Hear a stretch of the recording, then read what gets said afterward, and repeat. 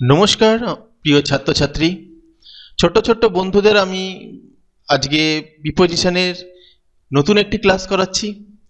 তো ক্লাস 5 থেকে মাধ্যমিক যারা পড়ছো তারা অবশ্যই দেখো, প্রথম থেকে গ্রামারটাকে স্ট্রং করে নাও। আর একটা ব্যাপার, আজকে প্রিপোজিশনের শেষ পর্ব, এরপরে অন্য কোনো অধ্যায় নিয়ে আমরা আলোচনা করব। আজকে 30টি গুরুত্বপূর্ণ প্রিপোজিশন নিয়ে আলোচনা করব, যা তোমাদের অবশ্যই কাজে লাগবে এবং পরবর্তী জীবনে চাকরি পরীক্ষা দিলে সেখানেও তোমাদের কাজে লাগবে। তো আলোচনা করা যাক সময় নষ্ট না করে। তো প্রথমে আসি আমরা কম্পেয়ার নিয়ে। কম্পেয়ার মানে কি? তুলনা করা। তো কম্পেয়ার কখন কোন কম্পেয়ার টু বসাবো কোথায়, কম্পেয়ার উইথ কোথায় বসাবো, সেই নিয়ে আমরা আলোচনা করব। এই নিয়ে কিন্তু প্রচুর কনফিউশন থাকে স্টুডেন্টদের মধ্যে, সেই কনফিউশন তোমার দূর হবে। দেখো, কম্পেয়ার উইথ যখন দুটি এক জাতীয় বা সমতুল্য জিনিসের, সে ব্যক্তি হতে পারে, বস্তু হতে পারে, একই টাইপের হতে হবে, সমজাতীয় হতে হবে, তার মধ্যে যদি সাদৃশ্য বা মিল খুঁজে বের করার জন্য তুলনা করতে হয়, তাহলে কম্পেয়ার উইথ। ব্যাপারটা বোঝা গেল না, তাই তো? উদাহরণ দিচ্ছি, দেখো, we often compare Shelley with kids. আমরা প্রায়শই শেলির সাথে কিডসের তুলনা করি। কার সাথে তুলনা হচ্ছে? দুটি কবির মধ্যে তুলনা হচ্ছে। দুটি কবি কি একই জাতীয়? তাহলে সেলিও কবি, কিডসও কবি, দুজনই কবি। দুজন যখন কবি, দুজনই যখন কবি, একই জিনিসের মধ্যে হচ্ছে, একই ব্যক্তির মধ্যে, একই টাইপের জিনিসের মধ্যে হচ্ছে, তাহলে হবে কম্পেয়ার উইথ। সবসময় একই। সেলিও কবি, সেলিও মানুষ, কিডসও মানুষ, সেক্ষেত্রে এই কম্পেয়ার কিন্তু উইথ হবে, কম্পেয়ার উইথ। তাহলে কম্পেয়ার টু কোথায় হবে? আরেকটা এক্সাম্পল দেখো, I compare the blue shirt with the red one. আমি নীল জামাটির সাথে লাল জামাটির তুলনা করছিলাম। তো ব্লু শার্টের সাথে, একটা শার্টের সাথে আরেকটা শার্টের তুলনা করা হচ্ছে। দুটোই শার্ট, দুটোই বস্তু, একই গোত্রীয়, তাহলে সেক্ষেত্রে অবশ্যই কম্পেয়ার উইথ হবে। নেক্সট আমরা চলে যাচ্ছি কম্পেয়ার টু। ব্যাখ্যা দেখো, দুটি ভিন্ন জাতীয় জিনিসের মধ্যে তুলনা মানে আলাদা। ধরো দেখা গেল যে কোনো সময় একটা জামার সাথে একটা ঘুড়ির তুলনা করছে, আলাদা আলাদা জিনিস হয়ে যাচ্ছে, সেক্ষেত্রে কিন্তু হবে না। এটা একটি রূপক, ভালো করে জানবে, এটা রূপক, এটা কবিরা ব্যবহার করে। রূপক জাতীয় অর্থ বা মিল বোঝাতে এটি ব্যবহৃত হয়। রূপক জাতীয় দুটো তুলনা, দুটো আলাদা আলাদা বস্তু, তাও তুলনা। যেমন দেখো, শেক্সপিয়ার কি করেছিল? তুলনা করেছিল, কিন্তু এখানে কি লিখেছি আমরা?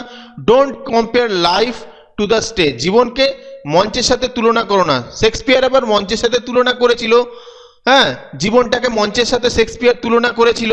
সেক্ষেত্রেও কিন্তু জীবন আর মঞ্চ দুটো আলাদা আলাদা জিনিস, সেটা কিন্তু এই কম্পেয়ার টুই হবে। আবার এখানে যে এক্সাম্পলটা আমরা দিয়েছি, জীবনকে মঞ্চের সাথে তুলনা করো না, এখানে জীবন আর স্টেজ দুটো কিন্তু আলাদা জিনিস, সম্পূর্ণ আলাদা জিনিস, কিন্তু এটা রূপক ভাবে আলোচনা করা হয় যে লাইফ এবং লাইফ একটা মঞ্চের মতন। তো সেক্ষেত্রে তুলনা করতে বারণ করা হচ্ছে, সেক্ষেত্রে টু হবে, কারণ জীবন এবং স্টেজ দুটো আলাদা, দুটো আলাদা গোত্রীয়, আলাদা জিনিস সম্পূর্ণ। সেক্ষেত্রে কিন্তু কম্পেয়ার টু হবে, কম্পেয়ার উইথ হবে না। যখন একই জিনিস, একই ব্যক্তি বা বস্তুর মধ্যে তুলনা করা হবে, তখন কম্পেয়ার উইথ। এবং রূপক যদি ব্যবহার করা হয়, ভিন্ন জাতীয় জিনিসের মধ্যে তুলনা করা হয়, তখন অবশ্যই কম্পেয়ার টু হবে। আরেকটা এক্সাম্পল দেখিয়ে দিই। তো the poet compared her eyes to the deep blue sea. কবি তার চোখকে গভীর সাগরের সাথে তুলনা করেছেন। তাহলে চোখ এবং সাগর দুটোই কিন্তু আলাদা, সম্পূর্ণ আলাদা। চোখ এবং সাগর সম্পূর্ণ আলাদা, কিন্তু কবি তার চোখকে দেখে মনে করছে যে তার গভীরতা, একদম চোখের গভীরতা একটা নীল মহাসাগরের সাথে, সাগরের মতন। সেক্ষেত্রে চোখ এবং নীল সাগর সম্পূর্ণ আলাদা। এই ক্ষেত্রে যদি তুলনা করা হয়, অবশ্যই দেখো কম্পেয়ার টু ব্যবহার করেছি। Next, deal. ডিল মানে কারবার করা। তো প্রথমে আসি, দেখো, ডিল ইন। ইন কোথায় বসবে? তো ব্যাখ্যা, কোনো কিছু নিয়ে ব্যবসা বোঝাতে ব্যবহৃত হয়। ব্যবসা করা বোঝালেই ডিল ইন হবে। দেখো উদাহরণ, my friend deals in diamond. আমার বন্ধু হীরের ব্যবসা করে। এখানে ব্যবসা করা বোঝাচ্ছে, হ্যাঁ, হীরের ব্যবসা করা বোঝাচ্ছে, তাই ডিলের সাথে ইন বসছে। পরেরটা, my uncle deals in second hand cars. আমার কাকা পুরনো গাড়ির ব্যবসা করে। এখানে ব্যবসা করা বোঝাচ্ছে, তাই ডিল ইন। কোন ক্ষেত্রে ডিল উইথ বসবে দেখে নাও। কোনো ব্যক্তি বা পরিস্থিতির সাথে আচরণ করা বা সেটি সামলানো বোঝাতে ব্যবহৃত হয়। কোনো ব্যক্তি বা পরিস্থিতির সাথে আচরণ করা মানে কোনো কিছু, আমরা বলি না একটু হ্যান্ডেল করা আর কি, কোনো কিছু পরিস্থিতিকে সামলে নেওয়া, ঝামেলা হচ্ছে সামলে নিচ্ছে, এরকম ব্যাপার। তবে you must learn how to deal with difficult situation. তোমাকে অবশ্যই শিখতে হবে কিভাবে কঠিন পরিস্থিতি সামলাতে হয়। এই সামলানো বোঝাচ্ছে, তাই ডিল উইথ হচ্ছে, ডিল ইন না। ডিল ইন শুধু ব্যবসার ক্ষেত্রে হবে, ডিল উইথ হবে কোনো কঠিন পরিস্থিতি সামলানো বোঝাতে। দেখো উদাহরণ 2, the manager knows how to deal with angry customers. Manager জানেন কিভাবে রাগান্বিত গ্রাহকদের সামলাতে হয় বা রাগী গ্রাহকদের সামলাতে হয়। সেক্ষেত্রে কিন্তু সামলানো বোঝাচ্ছে, সেক্ষেত্রে অবশ্যই উইথ হবে। Next, deal out. আউট কোথায় বসবে? ডিল ইন, ডিল উইথ হয়ে গেল, এবার আউট। কোনো কিছু ভাগ করে দেওয়া বা বিতরণ করা বোঝাতে ব্যবহৃত হয় এই প্রিপোজিশনটা। তো এবারে আমরা আসছি আরেকটি গুরুত্বপূর্ণ প্রিপোজিশন নিয়ে, সেটা হচ্ছে টু এবং টিল। এটা কিন্তু প্রচুর ছাত্রছাত্রী ভুল করে। টু কোথায় বসাবে, টিল কোথায় বসাবে? টিল যেখানে বসাবে সেখানেও টু বসিয়ে আসছো, আর টু তো রয়েছেই। তো এটার ব্যাখ্যাটা ভালো করে দেখে নাও, টু এবং টিল কোথায় বসবে। তো টু কোথায় বসবে? কোনো স্থান পর্যন্ত যাওয়া বা গন্তব্য বোঝাতে। এটা স্থানের ওপর ডিপেন্ড করে, সময় না। টিল হবে সময়, কিন্তু স্থানের ওপর ডিপেন্ড করলে সেটা অবশ্যই হবে টু। এক্সাম্পল দেখো, we travel to the end of the village. তাহলে ট্রাভেল টু বোঝাচ্ছি কেন? কারণ আমরা গ্রামের শেষ প্রান্ত পর্যন্ত ভ্রমণ করেছিলাম। গ্রামের শেষ প্রান্ত বলতে স্থান বোঝাচ্ছে, তাহলে স্থান বোঝালে আমরা অবশ্যই আমরা টু ইউজ করব। এক্সাম্পল 2 দেখো, he walk to the library. সে হেঁটে লাইব্রেরি পর্যন্ত গিয়েছিল। তো টু, লাইব্রেরি একটা স্থান, সেই গন্তব্য গেছিল, তাই গন্তব্যে যাওয়া স্থান বোঝালে অবশ্যই টু ইউজ করবে। তো নেক্সট আমরা আসি টিল। টিল কোথায় বসবে? কোনো নির্দিষ্ট সময় পর্যন্ত বোঝাতে। এখানে সময়, স্থান বোঝালে বলেছি টু বসবে, আর সময় বোঝালে টিল বসবে। তো উদাহরণ 1, উই ট্রাভেল টিল ইভিনিং। আমরা সন্ধ্যা পর্যন্ত ভ্রমণ করেছিলাম। সন্ধ্যা সময় বোঝাচ্ছে, তো অবশ্যই টিল লেখা হয়েছে, টু লিখিনি, টু ইভিনিং বা টু দ্য ইভিনিং লিখিনি। পরেরটা, please wait here till I return. আমি ফেরা পর্যন্ত অনুগ্রহ করে এখানে অপেক্ষা করুন। তাহলে ফিরে আসার সময় বোঝাচ্ছে, সেই পর্যন্ত বোঝাচ্ছে। দুটোর মানে টু টিল দুটোই পর্যন্ত বোঝায়, কিন্তু একটা স্থানে পর্যন্ত বোঝাবে, একটা সময় পর্যন্ত বোঝাবে। তাহলে please wait here till I return, আমি ফেরা পর্যন্ত অনুগ্রহ করে এখানে অপেক্ষা করুন। এখানে পর্যন্ত কেন বসছে টিল? তার কারণ এখানে একটা সময়ের কথা বলা হচ্ছে, স্থানের কথা না। নেক্সট আসি রেজাল্ট। এটা একটু জটিল রয়েছে, ভালো করে বোঝার চেষ্টা করবে। রেজাল্ট মানে হচ্ছে ফল। তাহলে এখানে দেখো, একটা আছে রেজাল্ট ফ্রম আছে, আর একটা রেজাল্ট ইন। এই রেজাল্ট ফর্মের ঠিক তার উল্টোই হচ্ছে রেজাল্ট ইন। তাই ভালো করে বোঝো, সর্বক্ষেত্রে স্টুডেন্টদের দেখা গেছে যে ফ্রম কথাটা বসিয়ে দিচ্ছে সর্বক্ষেত্রে, কিন্তু ফ্রম সব জায়গায় হবে না, কোনো কোনো ক্ষেত্রে ইন হবে। কারণ এই রেজাল্ট ফর্মের ঠিক উল্টোটাই হচ্ছে রেজাল্ট ইন। তো ব্যাখ্যা, কোনো কিছু থেকে কোনো ফল উৎপত্তি হওয়া, মানে ফলের উৎপত্তি, অর্থাৎ কারণ বোঝাতে ব্যবহৃত হয়। মানে কোনো কিছু হচ্ছে তার কারণ, কোনো কাজ হয়েছে সেটা তার কারণ কি, কোনো একটা কিছু উৎপত্তি হয়েছে তার কারণটা কি, তার কারণটা বোঝাতে। দেখো, poverty often result from extravagance. Results from extravagance, দারিদ্র প্রায়শই অমিতব্যয়িতা থেকে উদ্ভূত হয়। অমিতব্যয়িতা মানে প্রচুর যারা খরচা করে, অনেক সময় দেখা যাচ্ছে প্রচুর খরচা, ফালতু খরচা করছে, তারপরে তার অভাব দেখা দিচ্ছে। তাহলে দারিদ্রতার কারণ, পভার্টির কারণটা কি দেখাচ্ছে? অমিতব্যয়িতা। তাহলে এখানে মেনটা কি হচ্ছে? পভার্টি নিয়ে বলা হচ্ছে, পভার্টির কারণ অমিতব্যয়িতা, এটা বোঝানোর জন্য আমরা কি ব্যবহার করছি? Result from.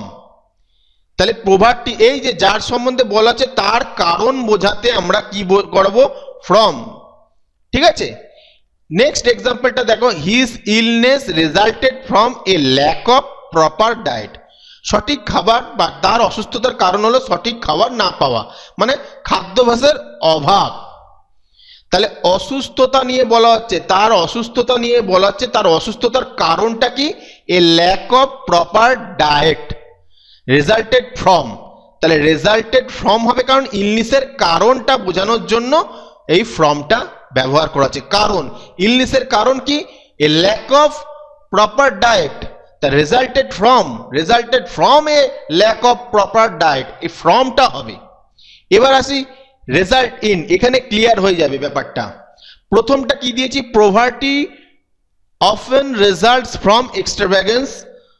তো এখানে দারিদ্র প্রায়শই অমিতব্যয়িতা থেকে উদ্ভূত হয়। এটা দেখো, ভালো করে এক্সাম্পলটা দেখো, প্রভার্টির কারণ বোঝাচ্ছি অমিতব্যয়িতা, তার জন্য আমরা ফ্রম ব্যবহার করেছি।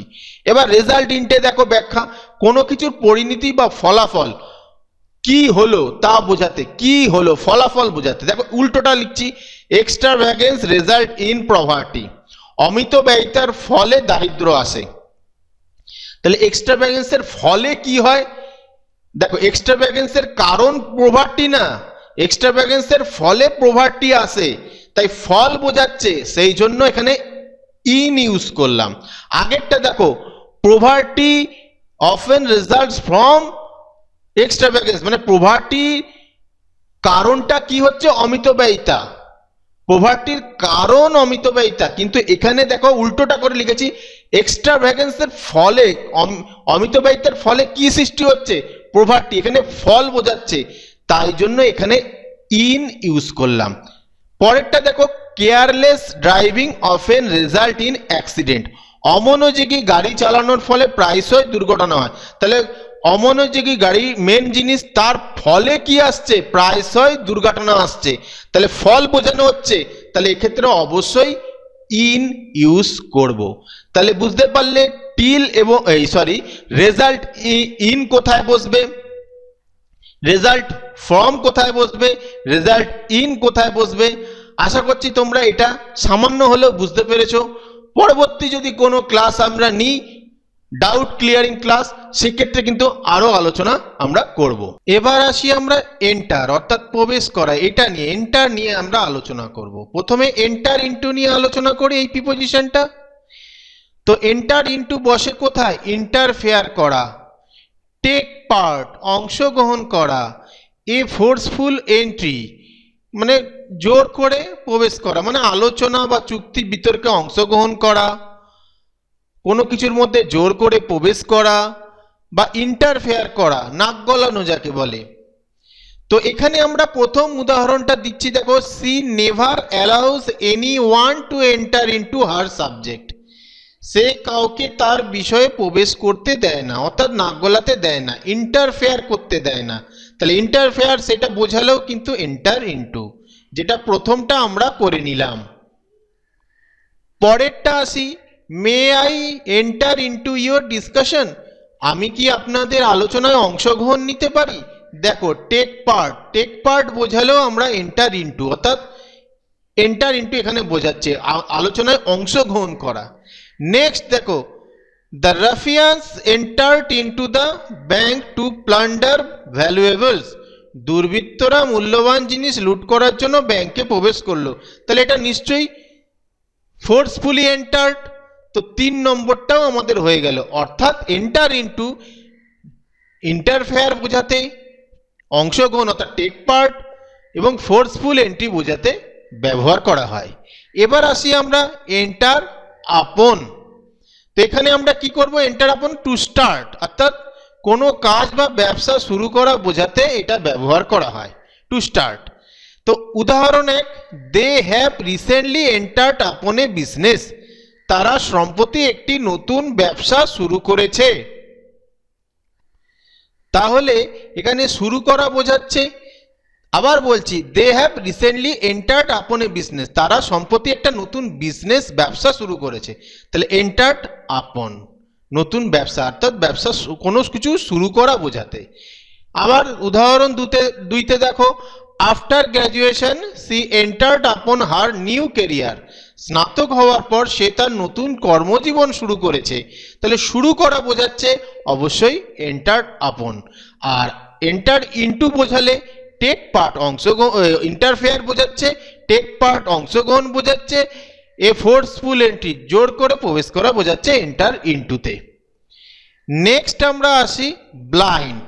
প্রথমে আমরা ব্লাইন্ড অফটা কোথায় বসবে সেটা ব্যাখ্যা করছি। আইসাইট, ব্লাইন্ড অফ আইসাইটে চোখের সাথে যুক্ত, অর্থাৎ শারীরিকভাবে চোখে দেখতে না পাওয়া বা দৃষ্টি শক্তিহীন বোঝাতে ব্যবহৃত হয়।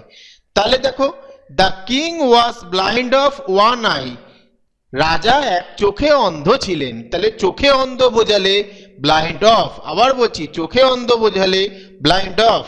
The old man is blind of both eyes, বৃদ্ধ লোকটি দুই চোখেই অন্ধ। এরপরে আমরা আসবো ব্লাইন্ড টু নিয়ে আলোচনা করতে। ব্যাখ্যা, অ্যাক্টিভিটি ইগনোরিং সামথিং, মানে হচ্ছে কারো দোষ বা কোনো কিছু দেখেও না দেখা বা না জেনে বুঝে উপেক্ষা করা বোঝাতে, ইগনোরিং সামথিং আর কি। তোমার দোষ দেখছে তা সত্ত্বেও উপেক্ষা করা হচ্ছে। তো এই ক্ষেত্রে কি হবে? উদাহরণ, মা তার ছেলের দোষ দেখেও দেখেন না, অর্থাৎ the mother is blind to her Son fault, মানে কোনো দোষ দেখেও না দেখা এরকম কিছু বোঝালে অবশ্যই ব্লাইন্ড টু বসবে, মা তার ছেলের দোষ দেখেও দেখেন না। তারপরের এক্সাম্পলটা আবার দেখো, the innocent girl was blind to his love, নিষ্পাপ মেয়েটি তার ভালোবাসার প্রতি অন্ধ ছিল। ঠিক আছে, এক্ষেত্রেও কিন্তু ব্লাইন্ড টু হবে। 3 নম্বর দেখো, almost everybody in the world is blind to his own fault, পৃথিবীর প্রায় সবাই নিজের দোষের প্রতি অন্ধ, মানে নিজের দোষের প্রতি অন্ধ হচ্ছে, সেগুলো হচ্ছে ব্লাইন্ড টু। ভালো করে দেখো, অ্যাক্টিভিটি ইগনোরিং সামথিং, কারো দোষ বা কোনো কিছু দেখেও না দেখা জেনে বুঝে উপেক্ষা করা বোঝাতে ব্যবহৃত হয় ব্লাইন্ড টু। এরপরে আসি blind on. Strong belief, strong belief বোঝাতে কোনো বিষয়ে অন্ধ বিশ্বাস রাখা, অন্ধবিশ্বাস এক্ষেত্রে কিন্তু আলাদা, উপেক্ষা করা বোঝাচ্ছে না, অন্ধবিশ্বাস। দেখো, the rural people are still blind on many superstition, গ্রামের মানুষ এখনো অনেক কুসংস্কারের প্রতি অন্ধ। এই অন্ধবিশ্বাস এক্ষেত্রে বোঝালে অবশ্যই ব্লাইন্ড অন বসবে। পরবর্তী উদাহরণ দেখো, he is blind on the issue of his party's flaws, সে তার দলের ত্রুটির বিষয়ে অন্ধ। ঠিক আছে, অন্ধবিশ্বাস। তবে বেশিরভাগ উদাহরণ একের হিসাবে কিন্তু ব্যাপারটা কিন্তু খুব প্রযোজ্য এবং পরীক্ষায় কিন্তু এটাই কিন্তু আসে। এরপর হচ্ছে ডাই, এইটা ভালো করে বোঝো, বহু ছাত্রছাত্রী ভুল করে, বেশিরভাগ ক্ষেত্রে ডাই অফই লিখে দেয়, মুখস্থ করে দেয়, এরকম ডাই থাকলেই অফ বসাবে, কিন্তু এটা না। ডাই অফ কোথায় বসবে? অনেকগুলো ডাই রয়েছে। এবার দেখো, ডাই অফ কোথায় বসবে? ডিজিজ অর জেনারেল ডেথ, কোনো রোগে মৃত্যু বা স্বাভাবিক কারণে মৃত্যু যদি, অর্থাৎ যেমন বার্ধক্যে মৃত্যু হয়, তাহলে অবশ্যই এখানে মরে যাওয়ার ক্ষেত্রে ডাই অফ বসাবে। উদাহরণ দেখো, হি ডাইড অফ ক্যান্সার, এরকমও হতে পারে, he died of old age, এরকমও হতে পারে তিনি ক্যান্সারে মারা গেছেন অথবা বার্ধক্যে মারা গেছেন, অর্থাৎ বার্ধক্য বা কোনো রোগে মারা যাওয়া বোঝাতে অবশ্যই ডাই অফ বোঝাবে। পরের দেখো উদাহরণ, many people died of cholera, বহু মানুষ কলেরায় মারা গিয়েছে, এটা রোগে মরে যাওয়া বোঝাচ্ছে, অবশ্যই ডাইড অফ। এবার ডাই বাই কোথায় বসাবে? অবশ্যই এখানে ভালো করে দেখো, সুসাইডে মৃত্যু, এটাও কিন্তু মৃত্যু, কিন্তু সুসাইড আত্মহত্যা বা কোনো হিংসাত্মক কাজের দ্বারা মারা যাওয়া বোঝাতে ব্যবহৃত হয় ডাই বাই। যেমন দেখো, হি ডাইড বাই হিমসেলফ বা হিজ ওন হ্যান্ড, অর্থাৎ সে আত্মহত্যা করেছিল, তাহলে আত্মহত্যা বোঝাতে ডাই অফ হবে না, ডাই বাই। তারপরেরটা দেখো, the spy died by poison, গুপ্তচরটি বিষক্রিয়ায় মারা গেছে, এখানেও দেখো ডাই বাই হবে, তার কারণ হচ্ছে আত্মহত্যা বা কোনো হিংসাত্মক কাজের দ্বারা মরে যাওয়া বোঝাতে এটা কিন্তু ব্যবহার করা হচ্ছে। বিশেষ করে আত্মহত্যা বোঝাতে অবশ্যই ডাই বাই ব্যবহার করা হয়। ডাই ফর গ্রেটার রিজন, কোনো মহান কাজের জন্য মৃত্যু, কোনো মহান উদ্দেশ্য বা দেশের জন্য জীবন উৎসর্গ করা বোঝাতে ব্যবহৃত হয়। উদাহরণ 1, the soldiers died for their motherland, কোনো মহান দেশের জন্য মরে যাওয়া তো এটা মহান কাজ, অবশ্যই died for. He was ready to die for his believe, সে তার বিশ্বাসের জন্য জীবন দিতে প্রস্তুত ছিল। গ্রেটার রিজন, অবশ্যই ডাই ফর হবে। ডাই ইন কখন হবে দেখে নাও। ডাই ইন হচ্ছে হার্নেস, অ্যাক্সিডেন্টাল ডেথ, অর্থাৎ কর্তব্যরত অবস্থায় মারা গেলে বা কাজ করতে করতে মারা গেলে সেক্ষেত্রে অবশ্যই এটা হবে ডাই ইন। দেখো কর্মরত অবস্থায় বা অন্য কোনো দুর্ঘটনায় মরে যাওয়া বোঝাতে ব্যবহৃত হয়। দেখো প্রথম উদাহরণ, many people died in the train accident, তাহলে অ্যাক্সিডেন্ট বোঝাচ্ছে। আমি কি বলেছিলাম, ডাই ইনের ক্ষেত্রে হার্নেস এবং অ্যাক্সিডেন্টাল ডেথ এই দুটো, তাহলে অ্যাক্সিডেন্টাল ডেথে মারা গেলে ইন, এখানেও দেখো অফ বসছে না, ইন বসাচ্ছি। Next, his father died in harness, কর্মরত অবস্থায় মারা গেছে, তাহলে ডাইড ইন। এবার হচ্ছে die from any external reason, যে কোনো এক্সটার্নাল রিজনের জন্য ডাই ফ্রম ব্যবহার হয়। এক্সাম্পলগুলো দেখবে, কোনো বাহ্যিক কারণে যেমন অতিরিক্ত পরিশ্রম, ক্ষুধা, ভূমিকম্প, মরে যাওয়া বোঝাতে ব্যবহৃত হয়। যেমন দেখো উদাহরণ একে, his servant died from over work, তার চাকরটি অতিরিক্ত পরিশ্রমের কারণে মারা গেছে। দেখো রোগে মারা যায়নি, অ্যাক্সিডেন্টে মারা যায়নি, সুসাইডে মারা যায়নি, কর্তব্যরত অবস্থায় মারা যায়নি, কিন্তু সে মারা গেছে ওভারওয়ার্ক করাতে ধীরে ধীরে তার শরীর ক্ষয় হতে থেকেছে এবং মারা গেছে, সেই ক্ষেত্রে কিন্তু ফ্রম বসছে। নেক্সট, দ্য ডাইট ফ্রম প্রভার্টি, দে ডাইট ফ্রম প্রভার্টি আর্থকোয়াক, তা আর্থকোয়াকের জন্য এক্সটার্নাল কারণ মারা গেছে, দারিদ্র্যের জন্য মারা গেছে, তাহলে সেটা কি হবে, অবশ্যই ডাইট ফ্রম। ডাই থ্রু নেগলেক্ট বোঝাতে, কারো অবহেলা বা উদাসীনতার কারণে মরে যাওয়া বোঝাতে অবশ্যই ব্যবহার হবে ডাই থ্রু। যেমন দেখো, the patient died through the doctors indifference, ডাক্তারের উদাসীনতার কারণে রোগীটি মারা গেল, তাহলে উদাসীনতার কারণে মরে গেলে ডাইড থ্রু। দেখো নেগলেক্টের কারণে। নেক্সট উদাহরণ, the project died through a lack of funding, তহবিলের অভাবে প্রকল্পটি বন্ধ হয়ে গেল, এটাও কিন্তু নেগলেক্ট করা, অবশ্যই ডাইড থ্রু। এটা একটি মৃত্যুর জন্য না, এটা কিন্তু অন্য একটি এক্সাম্পল হলো, এক্ষেত্রে কিন্তু ডাই থ্রু হবে, নেগলেক্ট বোঝালেই হবে। ডাই ডাউন, এটা কিন্তু মৃত্যুর সাথে কিন্তু একেবারেই সম্পর্কিত না, এটা টু ডিক্লাইন, অর্থাৎ কোনো কিছুর তীব্রতা বা প্রভাব কমে যাওয়া বা হ্রাস পাওয়া বোঝাতে ব্যবহৃত হয়। যেমন দেখো, the strike the month was called to die down the rise of essential product, প্রয়োজনীয় পণ্যের মূল্যবৃদ্ধি হ্রাস করার জন্য ধর্মঘট ডাকা হয়েছিল, আচ্ছা হ্রাস বোঝাচ্ছে, মূল্যবৃদ্ধি হ্রাসের জন্য, তাই ডাই ডাউন বোঝানো হচ্ছে। The excitement will soon die down, উত্তেজনা শীঘ্রই কমে যাবে। অনেক সময় দেখা যায় যে সোশ্যাল মিডিয়াতে কোনো একটা বিষয় নিয়ে অত্যাধিক উত্তেজনা হয়, সেগুলো ভিউ হচ্ছে, প্রচুর লোক দেখছে, হঠাৎ করে কমে যাচ্ছে, সেটা হচ্ছে কিন্তু ডাই ডাউন আমরা সেখানে বোঝাবো, অর্থাৎ টু ডিক্লাইন বোঝাতে ডাই ডাউন। এরপরে আমরা আসি অন্য একটি, এগ্রি, সম্মত হওয়া। কোথায় এগ্রি টু বসাবে, প্রথমে এগ্রি টু দিয়ে আমরা আলোচনা করব।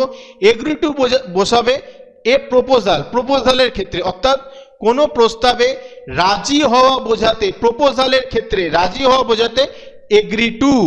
দেখো, I can not agree to her proposal as it sounds untrue, আমি তার প্রস্তাবে রাজি হতে পারি না কারণ এটি অসত্য মনে হচ্ছে। দেখো প্রপোজালের ক্ষেত্রে ব্যাপার হচ্ছে, প্রস্তাব বোঝাচ্ছে প্রপোজালের ক্ষেত্রে, সেক্ষেত্রে কি হবে, এগ্রি টু বসছে, এগ্রি উইথ কিন্তু বসছে না, এগ্রি উইথ আর প্রপোজাল বলছি না, প্রপোজালের ক্ষেত্রে সবসময় এগ্রি টু বসবে। এটা কিন্তু অনেক স্টুডেন্ট ভুল করে যে এগ্রি উইথই বসে যায়, মুখস্থ করে না এগ্রি উইথ, কিন্তু সেটা না, প্রপোজালের ক্ষেত্রে কোনো প্রস্তাবে রাজি হয় এসব ক্ষেত্রে কিন্তু এগ্রি টু হয়। পরের উদাহরণটা দিচ্ছি, they finally agree to our terms বলতে দেখো কোনো শর্ত, কোনো প্রপোজাল এসব বোঝাচ্ছে, এসব ক্ষেত্রে কিন্তু এগ্রি উইথ হবে না, এগ্রি টু হবে। দেখো এখানে এগ্রি টু, অবশেষে তারা আমাদের শর্তে রাজি হলো, কোনো শর্তে রাজি হচ্ছে, প্রপোজালে রাজি হচ্ছে, অবশ্যই এগ্রি টু। এবার হচ্ছে এগ্রি উইথ সামওয়ান, কোনো ব্যক্তির সাথে একমত হওয়া, কোনো ব্যক্তির সাথে, এটা কোনো প্রপোজাল না, এটা কোনো শর্ত না, কোনো বস্তুর সাথে কোনো ব্যক্তির সাথে একটা দেখো, nobody agree with the chairman, চেয়ারম্যানের সাথে কেউ একমত হয়নি। এখানে কিন্তু কোনো প্রপোজালের কথা উল্লেখ করেনি, কোনো শর্তের কথা উল্লেখ করেনি, শুধু চেয়ারম্যানের কথা, অর্থাৎ একজন ব্যক্তির সাথে বলেছে, তাই জন্য agree with. I don't agree with your opinion this matter, এই বিষয়ে আমি তোমার মতের সাথে একমত নই। কোনো ব্যক্তির মতের সাথে অবশ্যই এগ্রি উইথ।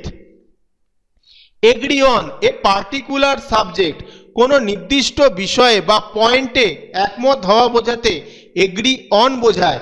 যেমন দেখো, the president requested all the parties two agree on this point, কোনো পয়েন্ট বোঝালে, কোনো পার্টিকুলার সাবজেক্ট বোঝালে অবশ্যই এগ্রি অন হবে। রাষ্ট্রপতি সব পক্ষকে বিষয়টিতে একমত হতে অনুরোধ করেছিলেন। উদাহরণ 2, let's try to agree on a date for the meeting. ঠিক আছে, এখানে দেখো ভালো করে, একটা পার্টিকুলার সাবজেক্ট কোনো মিটিং এর জন্য একমত বোঝাচ্ছে, তা হবে অন। এইবার আরেকটি গুরুত্বপূর্ণ, লিভ বাস করা বা বাঁচা বোঝাতে, তাহলে লিভ অন বা আপন, ডিপেন্ড, এক্ষেত্রে ডিপেন্ড, লিভ অন বা আপন ডিপেন্ড বোঝালে, অর্থাৎ কোনো কিছুর ওপর নির্ভর করে জীবন ধারণ করা বোঝাতে ব্যবহৃত হয় লিভ অন বা লিভ আপন।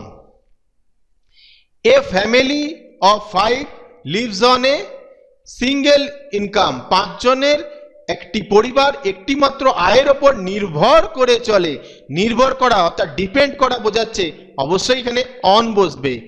Many animals live on grass, অনেক প্রাণী ঘাস খেয়ে বেঁচে থাকে, তার মানে ঘাসের ওপর ডিপেন্ড করে বেঁচে থাকে, তাহলে হবে on. Live by honesty, honesty as an example of principle, কোনো নীতি বা আদর্শের দ্বারা জীবনযাপন করা বোঝাতে। ঠিক আছে, দেখো, the saint lived by honesty, সাধুটি তার সততার দ্বারা জীবনযাপন করতেন, তাহলে সততার দ্বারা বোঝাচ্ছে কোনো অনেস্টি। ঠিক আছে, এক্সাম্পল অফ প্রিন্সিপাল, কোনো নীতির মাধ্যমে বেঁচে রয়েছে, অবশ্যই সেটা বাই হবে। উদাহরণ 2তে দেখো, he tries to live by the rules of his religion, সে তার ধর্মের নিয়ম অনুসারে জীবনযাপন করার চেষ্টা করে, তার মানে কোনো অনেস্টি বা কোনো নীতির মাধ্যমে জীবনযাপন করছে, অবশ্যই live by. Live for any specific reason, কোনো নির্দিষ্ট উদ্দেশ্য বা লক্ষ্যের জন্য বেঁচে থাকা বোঝাতে হয়। দেখো উদাহরণ 1, হি লিভস ফর চিটিং আদার্স। দেখো এই এক্সাম্পলটা ভালো করে দেখো, এটা কিন্তু অনেকেই করে। দেখো, এনি স্পেসিফিক রিজন, সে অন্যদের ঠকানোর জন্য বেঁচে থাকে, এটা বর্তমান কালে কিন্তু খুব চলছে। তো লিভস ফর, এখানে এনি স্পেসিফিক রিজন, কিন্তু সেই রিজনটা কখনো অনেস্টি বা কোনো নীতি না, ঠিক আছে, ভালো নীতি না। The young man leaves for taking revenge, যুবকটি প্রতিশোধ নেওয়ার জন্য বেঁচে আছে, তো এখানেও অনেস্টি বোঝাচ্ছে না, একটা প্রতিশোধ আলাদা ব্যাপার। He lives for a high mission, কোনো মিশন বোঝাচ্ছে মহৎ লক্ষ্য বা খ্যাতির জন্য বেঁচে আছে, একটা লক্ষ্য সেট করেছে তার জন্য বেঁচে আছে, তার জন্য ফর হবে। লিভ উইদিন ওন মিনস, অর্থাৎ নিজের আয় বা সামর্থ্যের মধ্যে জীবনযাপন করা বোঝাতে লিভ উইদিন হবে। দেখো, those who can live within their means are happy, যারা নিজেদের সামর্থ্যের মধ্যে বাঁচতে পারে তারা সুখী হয়, তাহলে নিজেদের সামর্থ্যের মধ্যে যদি বাঁচা এই অর্থে বোঝায় তাহলে অবশ্যই উইদিন হবে। Try to live within your means, দেখো এখানে বলা হচ্ছে ওন মিনস, নিজের আয় বা নিজের সামর্থ্য যদি বোঝায় সেখানেও কিন্তু আমরা উইদিন বসাবো। Try to live within your means, তোমার আয়ের মধ্যে জীবনযাপন করার চেষ্টা করো। তো এটা হলো। পরেরটা হচ্ছে বার্স্ট, ফেটে পড়া, অর্থাৎ প্রথমটা আমরা burst into anger or tears, রাগে অথবা কান্নায় ভেঙে পড়া বা ফেটে পড়া, হঠাৎ করে কান্না বা রাগে ফেটে পড়া বোঝাতে ব্যবহৃত হয়। The old lady burst into tears when her brother died, তার ভাই মারা গেল, বৃদ্ধা মহিলাটি কান্নায় ভেঙে পড়ল। কান্নায় ভেঙে পড়া বা রাগে ফেটে পড়া এটা বোঝালে বার্স্ট ইনটু, তাহলে এখানে বার্স্ট ইনটু হবে। উদাহরণ 2 দেখো, the new manager burst into anger having seen his transfer order, বদলি আদেশ দেখে নতুন ম্যানেজার রেগে ফেটে পড়ল, অর্থাৎ রেগে ফেটে পড়া এবং কান্নায় ভেঙে পড়া উভয় ক্ষেত্রেই বার্স্ট ইনটু। এবার আমরা নেক্সট দেখব বার্স্ট আউট বা বার্স্ট আউট ইনটু। তো এটা জড়িত রয়েছে লাফটারের সাথে, হঠাৎ করে হাসিতে ফেটে পড়া বোঝাতে ব্যবহৃত হয়। তো আগেরটা আমরা কি বললাম যে বার্স্ট ইনটু অ্যাঙ্গার আর টিয়ার্স, বার্স্ট ইনটু হচ্ছে অ্যাঙ্গার আর টিয়ার্স এর জন্য, আর এটা হচ্ছে লাফটার। তো উদাহরণ দেখা যাক। When I cracked the joke, everybody burst out into laughter. আমি যখন রসিকতা করি তখন সবাই হাসিতে ফেটে পড়ে। এই দেখো এখানে বার্স্ট আউট বা বার্স্ট আউট ইনটু তুমি ব্যবহার করতে পারো। তো এখানে লাফটার বোঝাতে কিন্তু এটা ব্যবহার হচ্ছে। পরেরটা হচ্ছে ওয়ার্ড বার্স্ট আপন, অ্যাটাক, হঠাৎ করে আক্রমণ করা বোঝাতে এটা বার্স্ট আপন ব্যবহার করা হয়। The enemy burst upon the village, শত্রুরা গ্রামের ওপর ঝাঁপিয়ে পড়ে। তাহলে বুঝতেই পারলে বার্স্ট আপন কোথায়, আউট ইনটু কোথায়, বা আউট কোথায়, বা ইনটু কোথায়। এবার আমরা স্লো বা ধীরতে নিয়ে আলোচনা করব। স্লো অফ ব্যাখ্যা, ডেলিভারিং স্পিচ। স্লো অফ হচ্ছে ডেলিভারিং স্পিচ, স্পিচের ডেলিভারিং করছে তার উপর ডিপেন্ড করছে, তার স্লো বা ধীরের ওপর ডিপেন্ড করছে। কোনো কিছু প্রকাশ করতে বা বলতে ধীর হওয়া বোঝাতে, বিশেষত কথা বলার ক্ষেত্রে এটা ব্যবহার করা হয়। হি ওয়াজ স্লো অফ হিজ স্পিচ, সে কথা বলতে ধীর ছিল তাই অফ বসানো হলো। দ্য ওল্ড জাজ ওয়াজ স্লো অফ ডিসিশন, বৃদ্ধ বিচারক সিদ্ধান্ত নিতে ধীর ছিল, বৃদ্ধ ছিল তাই ধীরে ধীরে করছে, তো slow of. Slow in any other activity, slow of related শুধুমাত্র delivering speech, speech deliver slow করার ক্ষেত্রে এটা ব্যবহৃত হয়, কিন্তু slow in any other activity কোনো কাজ করতে বা বুঝতে ধীর হওয়া। She is very slow in understanding, সে বুঝতে খুব ধীর ছিল। She is slow in his work, সে তার কাজে ধীর। অর্থাৎ আদার অ্যাক্টিভিটি শুধু কথা বলার ক্ষেত্রে যদি স্লো হয় সেক্ষেত্রে একমাত্র স্লো অফ ডেলিভারিং স্পিচের ক্ষেত্রে, কিন্তু আদার অ্যাক্টিভিটিতে যদি স্লো হয় তাহলে সেটা স্লো ইন। পরেরটা হচ্ছে প্রিভেইল, প্রাধান্য পাওয়া, prevail over to win. Prevail over to win অর্থাৎ কাউকে বা কিছুকে পরাজিত করা বা জয়লাভ করা বোঝাতে ব্যবহৃত হয়। They prevailed over their enemy after huge bloodshed, প্রচুর রক্তপাতের পর তারা তাদের শত্রুর ওপর জয়লাভ করেছিল। পরেরটা দেখো, সত্য সর্বদা মিথ্যার ওপর জয়ী হবে। Truth will always prevail over falsehood. Falsehood, তাহলে প্রিভেল ওভার উইন বোঝাচ্ছে কোনো কিছুর ওপর জয়লাভ বোঝাচ্ছে। নেক্সট হচ্ছে প্রিভেইল অন অথবা আপন। টু ইনফ্লুয়েন্স, কাউকে কোনো কিছু করার জন্য রাজি করানো বা প্রভাবিত করানো বোঝাতে ব্যবহার করা হয়। আই প্রিভেইলড অন অথবা আপন যে কোনো ইউজ করবে। Prevailed on him to join the service, আমি তাকে চাকরিতে যোগ দেওয়ার জন্য রাজি করিয়েছিলাম, প্রভাবিত করেছিলাম, এগুলোর ক্ষেত্রে প্রিভেইলড অন। আরেকটা দেখো, she prevailed upon her father to let her go on the trip, সে তার বাবাকে ভ্রমণে যেতে দেওয়ার রাজি করালো। ঠিক আছে, তো রাজি করা, প্রভাবিত করা অবশ্যই প্রিভেইলড অন বা আপন। এখানে একটা জিনিস নোট করে নাও তোমরা, প্রিভেইল বিরাজ করা অর্থে কোনো প্রিপোজিশন নেয় না, এটা মনে রাখবে। প্রিভেইল বিরাজ করা অর্থে কোনো প্রিপোজিশন নেয় না। এ স্ট্রং রুমার ওয়াজ প্রিভেলিং দেয়ার, এখানে বিরাজ করছে সেকে বোঝাচ্ছে, সেক্ষেত্রে কিন্তু কোনো প্রিপোজিশন নেবে না। পরে হচ্ছে অ্যাবাইড, থাকা বা মানা। অ্যাবাইড বাই ব্যাখ্যা, টু অবে, মান্য করা বোঝাতে। অ্যাবাইড বাই মান্য করা বোঝাতে, কোনো নিয়ম বা প্রতিশ্রুতি মেনে চলা বোঝাতে ব্যবহৃত হয় অ্যাবাইড বাই। দেখো, everyone should abide by the rules of the library, সকলের লাইব্রেরির নিয়ম মেনে চলা উচিত। তাহলে নিয়ম মেনে চলা অর্থাৎ মান্য করা বোঝাতে, সেক্ষেত্রে প্রতিশ্রুতি বা যে কোনো নিয়ম মান্য করা বোঝাতে অ্যাবাইড বাই। আরেকটি উদাহরণ, we must abide by our decision, আমাদের অবশ্যই আমাদের সিদ্ধান্ত মেনে চলতে হবে। অ্যাভয়েড উইথ কোথায় বসবে এবার দেখো, অ্যাভয়েড বাই তো মান্য করা বোঝাচ্ছে, অ্যাভয়েড উইথ স্টে উইথ অর্থাৎ কারো সাথে থাকা বা বাস করা বোঝাতে অ্যাভয়েড উইথ ব্যবহার করা হচ্ছে। যেমন দেখো, nowadays he avoids with his uncle in Kolkata, আজকাল সে কলকাতায় তার কাকার সাথে থাকে।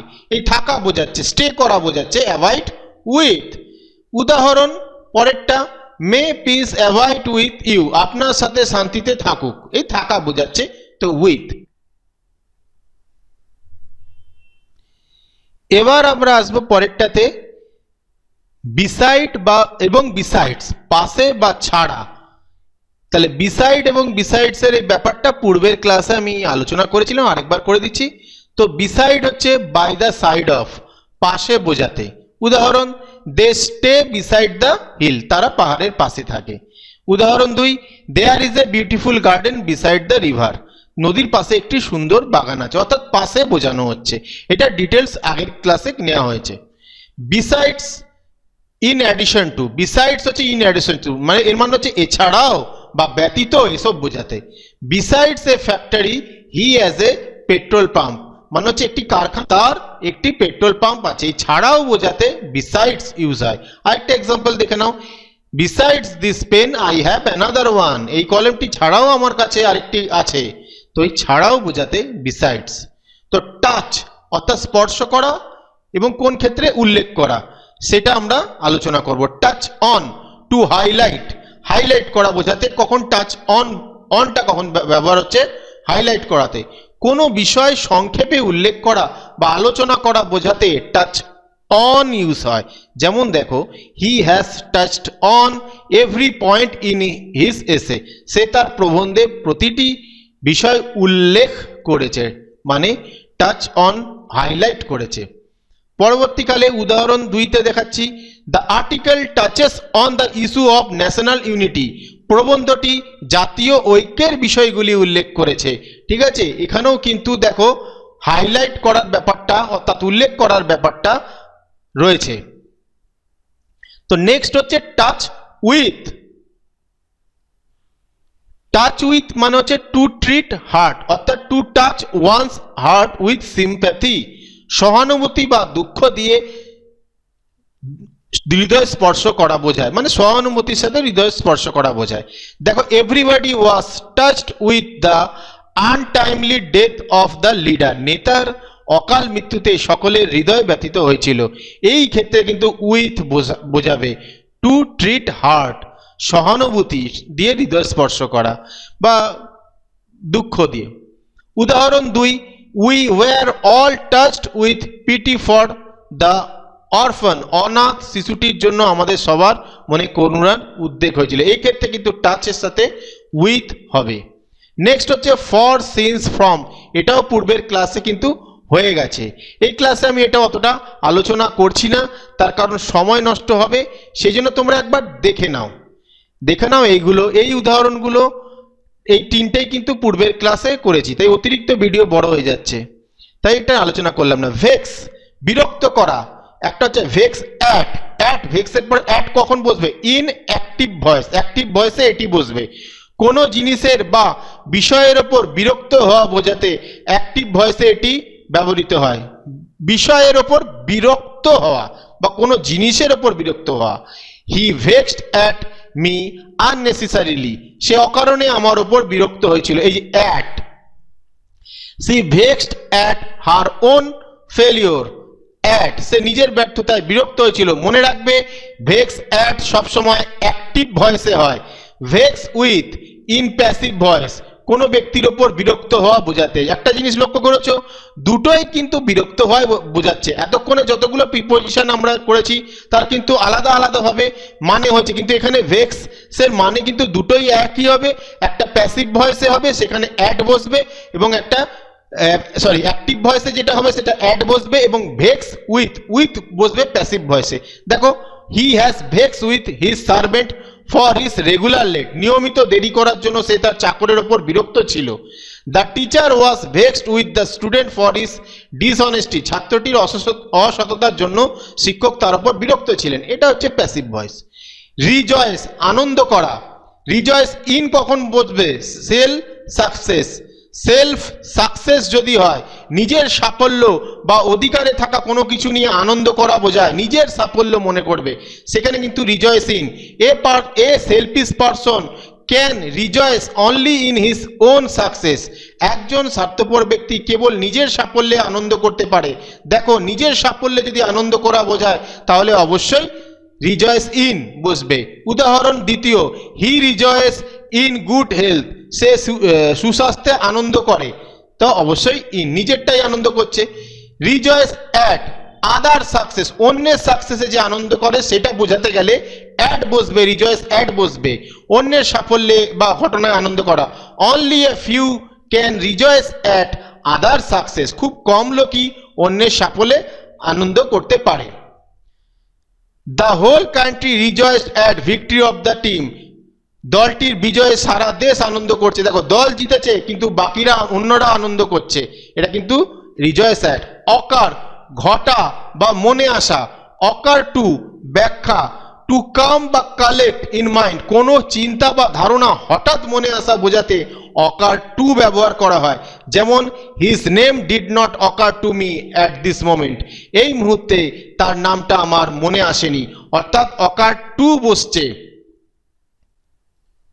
নেক্সট উদাহরণ দিচ্ছি, it never ochre to him that he might be wrong, এটা তার কখনো মনেই হয়নি যে সে ভুল হতে পারে। তাহলে occur to, to come, to collect in mind, কোনো চিন্তা বা ধারণা হঠাৎ মনে আসা, এই ব্যাপারটা। এবার অকার ইন, কোনো কিছুর মধ্যে থাকা বা অস্তিত্ব বোঝাতে, এটা মনে রাখবে, টু এক্সিস্ট, অস্তিত্ব বোঝাতে occur in. The line occurs in the poem, লাইনটি কবিতার মধ্যে আছে, মানে কবিতার মধ্যে তার অস্তিত্ব রয়েছে, তাহলে হবে in. Spelling mistakes ochre frequently in his writing, তার লেখায় প্রায় বানান ভুল পাওয়া যায়, তাহলে কার মধ্যে অস্তিত্ব পাওয়া যাচ্ছে, লেখার মধ্যে বানান ভুলের অস্তিত্ব পাওয়া যাচ্ছে, তাই জন্য অকার ইন। উইক দুর্বল, উইক অফ, দেখো আন্ডারস্ট্যান্ডিং, কোনো কিছু বোঝার ক্ষমতা বা মানসিক দিক দিয়ে দুর্বল বলে এটি ব্যবহৃত হয়, মানে বুঝতে উইক যদি হয় তাহলে কিন্তু উইক অফ। দেখো he is weak of understanding but laborious, সে বুঝতে দুর্বল ছিল কিন্তু পরিশ্রমী, বুঝতে দুর্বল তাই weak of. The king was weak of mind, রাজা মানসিকভাবে দুর্বল ছিল, দেখো দুর্বল ছিল, বুঝতে দুর্বল, মানসিকভাবে দুর্বল।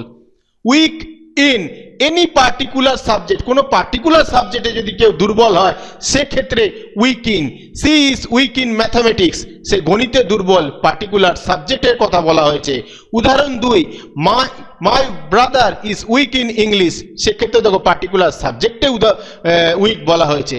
জাম্প লাফানো, জাম্প অ্যাট কখন বসাবো, টু অ্যাভেল দ্য অপরচুনিটি, কোনো সুযোগের সাথে সাথে গ্রহণ করা বা লুফে নেওয়া বোঝাতে তাকে, সেক্ষেত্রে জাম্প অ্যাট। অপরচুনিটি লুফে নেওয়া, অ্যাভেল করা, সেক্ষেত্রে কিন্তু জাম্প অ্যাট হবে। যেমন everybody jumped at the opportunity as soon as the offer was declared, প্রস্তাবটি ঘোষণা হওয়া মাত্রই সবাই সুযোগটি লুফে নিয়েছিল। দেখো এভরিবডি জাম্পড অ্যাট, জাম্পটা কি একটা অপরচুনিটি এসেছে, সেইটাতে নেওয়ার জন্য যদি সে লাফায় না, মানে নেওয়ার জন্য উৎসাহ হয়, সেক্ষেত্রে জাম্প অ্যাট ব্যবহার করা হচ্ছে।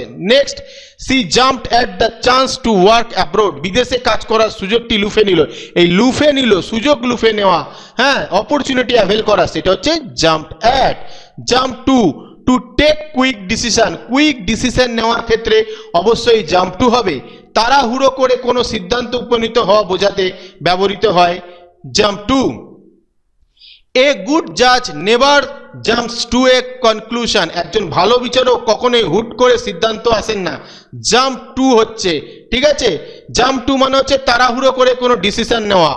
নেক্সট হচ্ছে you should check the facts before the jump to a conclusion, সিদ্ধান্তে পৌঁছানোর আগে তোমার তথ্যগুলো যাচাই করা উচিত, ঠিক আছে। তাড়াহুড়ো করা উচিত না সবসময়, তো তাড়াহুড়ো ডিসিশন নেওয়ার ক্ষেত্রে জাম্প টু ব্যবহার করা হয়।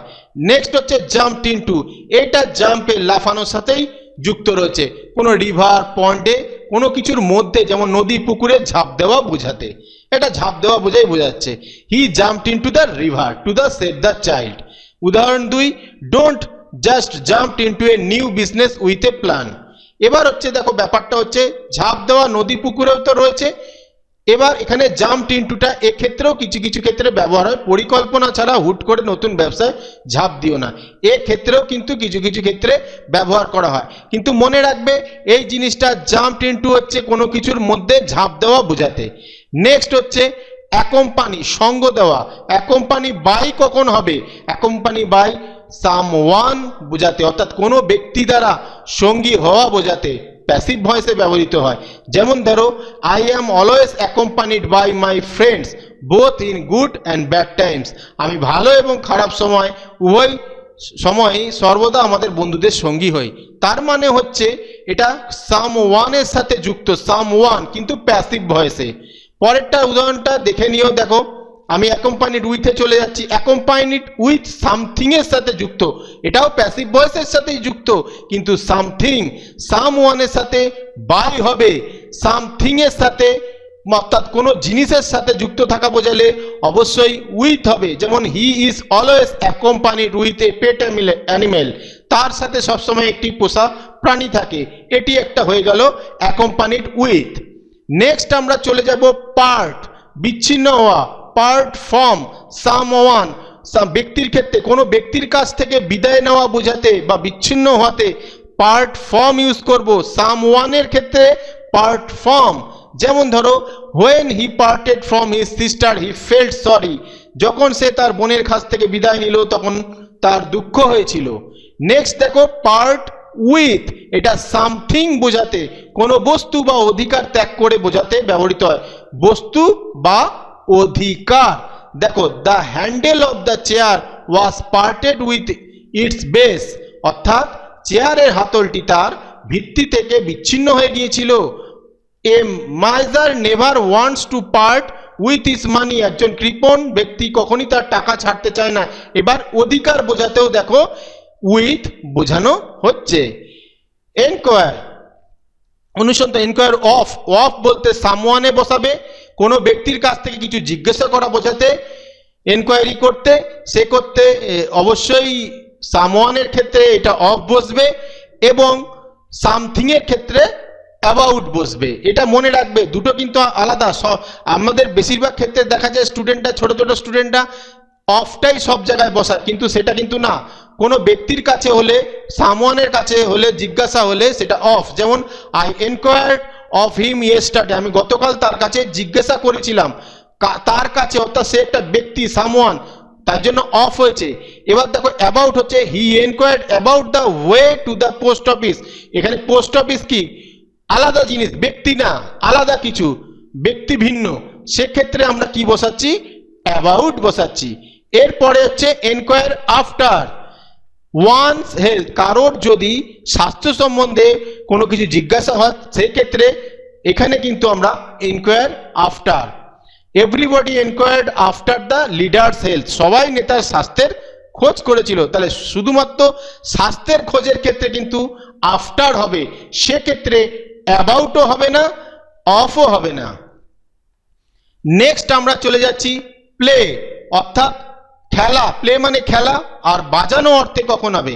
Play in at refers to the place, play in play at, কোনো স্থানে খেলা করা বোঝাতে, কোনো স্থানে খেলা করা বোঝাতে, তাহলে ইন আর অ্যাট হবে। The match is going to be played at the local ground, ম্যাচটি স্থানীয় মাঠে খেলা হবে, জায়গা বোঝাচ্ছে, তাই অ্যাট বসানো হলো। নেক্সট হচ্ছে দেখো ইনটা আবার কখন বসছে? The children are playing in the park, শিশুরা পার্কে খেলছে। এবার অন বা আপন কোন জায়গায় বসে সেটা হচ্ছে ব্যাখ্যা। মিউজিক্যাল ইনস্ট্রুমেন্ট, কোনো বাদ্যযন্ত্র বাজানো বোঝাতে প্লে অন বা আপন বোঝায়। The musician are playing on বা আপন বসাবে playing on the guitar in western style, সঙ্গীত শিল্পীরা পশ্চিমা ঢঙে গিটার বাজাচ্ছেন, তাহলে প্লে অন বা আপন বাদ্যযন্ত্র বাজানো বোঝাচ্ছে, প্লে ইন বা অ্যাট খেলার স্থানের কথা বোঝাচ্ছে। নেক্সট আমরা চলে আসবো play with, something or somebody also a negative meaning, কারোর সাথে খেলা করা বা কোনো কিছু নিয়ে খেলা করা বোঝায়, তবে নেতিবাচক অর্থে কারো অনুভূতি নিয়ে খেলা করাও বোঝায়। নেতিবাচক অর্থে কারোর অনুভূতি নিয়ে খেলা করা বোঝায়। ভালো করে দেখো, don't play with other emotion, এই যে কারোর অনুভূতি নিয়ে খেলা বোঝালে প্লে উইথ হবে, ইন অ্যাটও হবে না, আপন হবে না, অন হবে না, প্লে উইথ। এবার আসি play for, in favour of, কোনো দলের হয়ে খেলা করা বোঝাতে। The foreign players denied to play for the team, বিদেশি খেলোয়াড়রা দলের হয়ে খেলতে অস্বীকার করছে, কারোর ফেভারে খেলা বোঝাচ্ছে, এটা সহজ রয়েছে। এবার এয়ার উত্তরাধিকারী, হেয়ার অফ সামওয়ান, কোনো ব্যক্তির উত্তরাধিকারী বোঝাতে ব্যবহৃত হয়। He is the only heir of his father, সে তার বাবার একমাত্র উত্তরাধিকারী, তাহলে সামওয়ানের উত্তরাধিকারী বোঝাতে হেয়ার অফ বসানো হচ্ছে। হেয়ার টু সামথিং, কোনো সম্পত্তি বা সিংহাসনের উত্তরাধিকারী বোঝাতে এটা টুটা ব্যবহার করা হয়। There is no heir to this land, দেখো এটা একটি সামথিং অর্থাৎ ব্যক্তি ভিন্ন জিনিস, সম্পত্তি বা অন্য কিছু, সেক্ষেত্রে টু বসানো হলো। এরপরে হবে এন্ট্রাস্ট, বিশ্বাস করে দেওয়া। এন্ট্রাস্ট টু সামওয়ানের ক্ষেত্রে দেখো কোনো ব্যক্তির ওপর বিশ্বাস করে কোনো দায়িত্ব বা জিনিস অর্পণ করা, সেক্ষেত্রে এন্ট্রাস্ট টু হবে।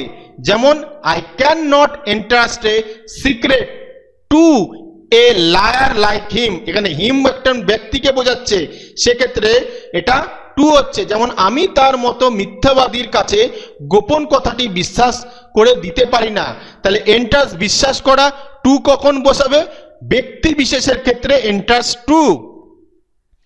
এবার আসি এন্ট্রাস্ট উইথ সামথিং এর ক্ষেত্রে, কোনো ব্যক্তিকে কোনো দায়িত্ব বা জিনিস দিয়ে বিশ্বাস করা। I can not entrust him with this secret, secret কিন্তু ব্যক্তি না, তাই জন্য এখানে উইথ বসানো হচ্ছে। ঠিক আছে, কোনো বস্তু হলে কিন্তু অবশ্যই বা অন্য কিছু হলে সেটা অবশ্যই উইথ হবে। নেক্সট হচ্ছে কনসিস্ট, গঠিত হওয়া বা থাকা বসাতে। কনসিস্ট অফ, গঠিত হওয়া যখন বোঝাবে তখন কি হয় দেখো, কনসিস্ট অফ বসবে গঠিত হওয়া বসালে। কোনো কিছু দিয়ে গঠিত হওয়া বোঝাতে ব্যবহৃত হয় কনসিস্ট অফ।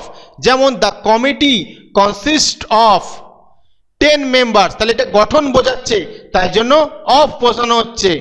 নেক্সট যেটা হবে কনসিস্ট ইন, নির্ভর করা বোঝাতে ইন বোঝাবে। কোনো কিছুর মধ্যে নিহিত থাকা বা নির্ভর করা বোঝাতে ব্যবহৃত হয় কনসিস্ট ইন। যেমন happiness consist in simple living, সুখ সাধারণ জীবনের যাপনের মধ্যেই নিহিত, তাহলে এটা কনসিস্ট ইন নির্ভর করা। ঠিক আছে, সুখ কার উপর নির্ভর করছে, সাধারণ জীবন যাপনের উপরে, তাই জন্য নির্ভর করা বোঝাচ্ছে, তাই ইন। আরেকটা দেখো উদাহরণ দেখো, true beauty consist in a kind heart, প্রকৃত সৌন্দর্য একটি দয়ালু হৃদয়ের মধ্যে নিহিত, নির্ভর করা বোঝাচ্ছে, তাই কনসিস্ট ইন। এবার দেখো ইনভেস্ট, বিনিয়োগ করা আবার প্রদান করা, তাহলে ইনভেস্ট ইন কখন বসাবো, মানি ইনভেস্ট করাকে বোঝাবো। টাকা পয়সা কোনো ব্যবসায় বা প্রকল্পে বিনিয়োগ করালে invest in.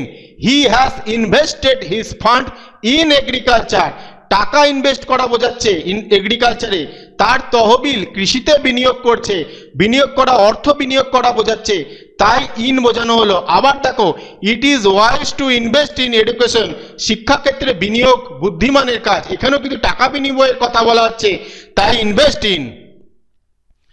Invest with power Prestige, এইগুলো কাউকে ক্ষমতা অধিকার বা সম্মান প্রদান করা বোঝায়, সেক্ষেত্রে কিন্তু ইনভেস্ট উইথ হয়।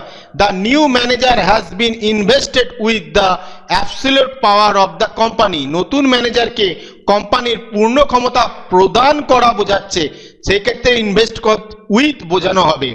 উদাহরণ দ্বিতীয়, the soldier was invested with the posthumous award, সৈনিকটিকে মরণোত্তর পুরস্কারে ভূষিত করা হয়েছে, সেক্ষেত্রেও কিন্তু ইনভেস্ট উইথ প্রদান করা বোঝাচ্ছে। স্মাইল, এটা তো হাসা, স্মাইল অ্যাট খুবই গুরুত্বপূর্ণ।